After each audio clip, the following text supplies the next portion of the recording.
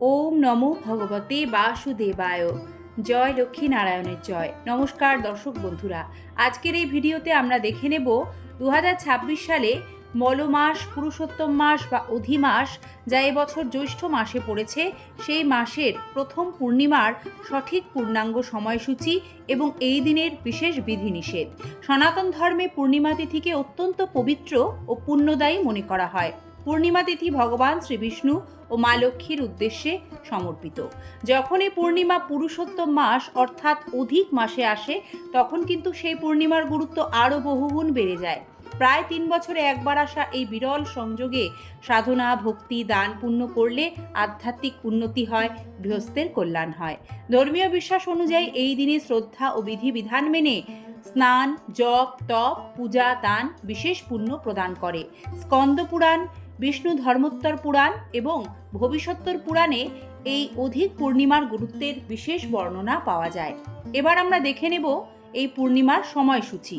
উদয়া তিথির বিচারে এবছর জ্যৈষ্ঠ মাসের প্রথম পূর্ণিমা বা অধিক পূর্ণিমা ইংরাজির 31শে মে, বাংলার 16ই জ্যৈষ্ঠ 1433 বঙ্গাব্দ রবিবার পড়েছে। পূর্ণিমা তিথি শুরু হচ্ছে 30শে মে 2026 সকাল 11:57 এবং পূর্ণিমা তিথি সমাপ্ত হবে 31শে মে 2026 দুপুর 2:14।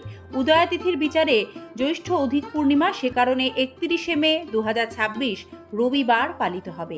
এই পূর্ণিমা কিন্তু পুরুষোত্তম পূর্ণিমা নামেও পরিচিত, কারণ এটি পুরুষোত্তম মাসে পড়ে। এই দিন ভগবান শ্রী বিষ্ণুর আরাধনা বিশেষ শুভ বলে গণ্য করা হয়। পূর্ণিমা তিথিতে শ্রী সত্যনারায়ণ পুজো করা হয়। তবে এক্ষেত্রে অনেকেই হয়তো জানতে চাইছেন, যেহেতু এটি মলমাসের পূর্ণিমা, তাই এই বিশেষ দিনে কি পুজো অর্চনা করা যাবে? আপনাদের প্রশ্নের উত্তর নিশ্চয়ই যাবে, কারণ পুজো অর্চনা, ব্রত, উপবাস এগুলি নিত্য কর্মের অন্তর্গত। মলমাস হলেও নিত্যকর্মে কোনো বিধিনিষেধ থাকে না। বিধিনিষেধ থাকে কাম্য শুভ কর্মে। সেইগুলি কি কি? বিবাহ, অন্নপ্রাশন, গৃহপ্রবেশ, এই কাজগুলি হলো কাম্যকর্মের অন্তর্গত। কিন্তু ঈশ্বরের আরাধনা, পূজা, ব্রত, উপবাস এগুলি নিত্য কর্মের মধ্যে পড়ে, তাই এতে কোনো বিধিনিষেধ থাকে না।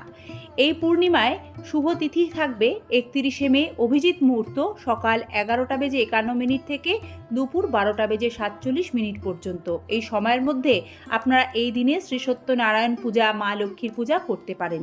এতে গৃহস্থের কল্যাণ হয়। এই বিশেষ দিনে সংসারের মঙ্গলে আর যে কাজগুলি করবেন। ধর্মীয় বিশ্বাস অনুযায়ী জ্যৈষ্ঠ অধিক পূর্ণিমার দিনে গঙ্গা স্নান করা শুভ। গঙ্গা স্নান ব্রহ্ম মুহূর্তে করতে হয়, তাই যারা চাইছেন গঙ্গা স্নান করবেন, তারা 31শে মে ব্রহ্ম মুহূর্তে অর্থাৎ ভোরবেলায় গঙ্গা স্নান সম্পন্ন করে নেবেন। ভগবান বিষ্ণুর আরাধনা, চন্দ্রদেবের পুজো, উপোস ও দান পুণ্যের বিশেষ গুরুত্ব রয়েছে। এই দিন করা শুভ কাজের ফল বহু গুণ বৃদ্ধি পায়। এতে পাপ ক্ষয় হয়, জীবনে সুখ সমৃদ্ধি বৃদ্ধি পায়। এই দিনে মা লক্ষ্মীর পুজো করবেন। চাইলে বাড়িতে পায়েস তৈরি করতে পারেন। পূর্ণিমা তিথিতে বাড়িতে পায়েস তৈরি করলে সংসারে আর্থিক আয় উন্নতি সমৃদ্ধি আসে।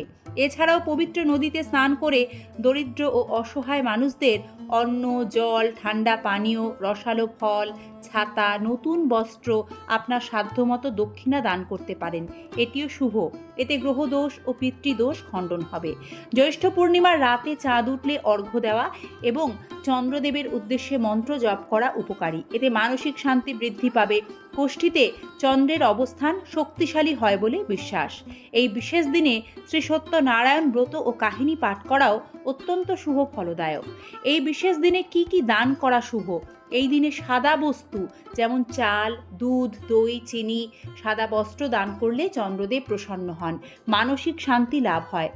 এছাড়াও অধিক মাসের পূর্ণিমায় 33টি মালপোয়া দান করার একটি বিশেষ প্রথা রয়েছে, যা অত্যন্ত পুণ্যদায়ী হিসেবে বিবেচিত।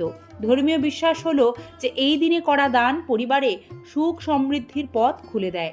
বিষ্ণু ধর্মোত্তর পুরাণ অনুসারে পুরুষোত্তম মাসে গাছ লাগালে অশ্বমেধ যজ্ঞের সমান পুণ্য লাভ হয়। তাই এই পূর্ণিমার দিন আপনারা চাইলে অশ্বত্থ, বট, যজ্ঞডুমুর, তুলসী, আমলকি, বেল, অশোক, কদম্বের মতো পবিত্র গাছগুলি নির্দিষ্ট স্থানে রোপণ করতে পারেন। এই বৃক্ষগুলিকে ভগবান বিষ্ণুর স্বরূপ বলে মনে করা হয়। এগুলি রোপণ ও সংরক্ষণের ফলে পরিবেশ রক্ষার পাশাপাশি আধ্যাত্মিক পুণ্য লাভ হয়। গৃহস্থের কল্যাণে যে কাজ এই পূর্ণিমার দিন ভুল করেও করবেন না।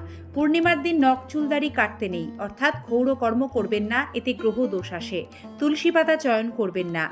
পুজোর কাজে প্রয়োজনীয় তুলসী পাতা পূর্ণিমা লাগার আগেই তুলে রাখবেন। পূর্ণিমার দিন আমিষ আহার বর্জন করে সাত্ত্বিক নিরামিষ আহার গ্রহণ করুন। এতে শরীর স্বাস্থ্য ভালো থাকবে এবং সংসারের মঙ্গল হবে। এই বিশেষ দিনে কারো সাথে তর্ক বিবাদে জড়াবেন না, আত্মসংযম নিয়ন্ত্রণ করবেন।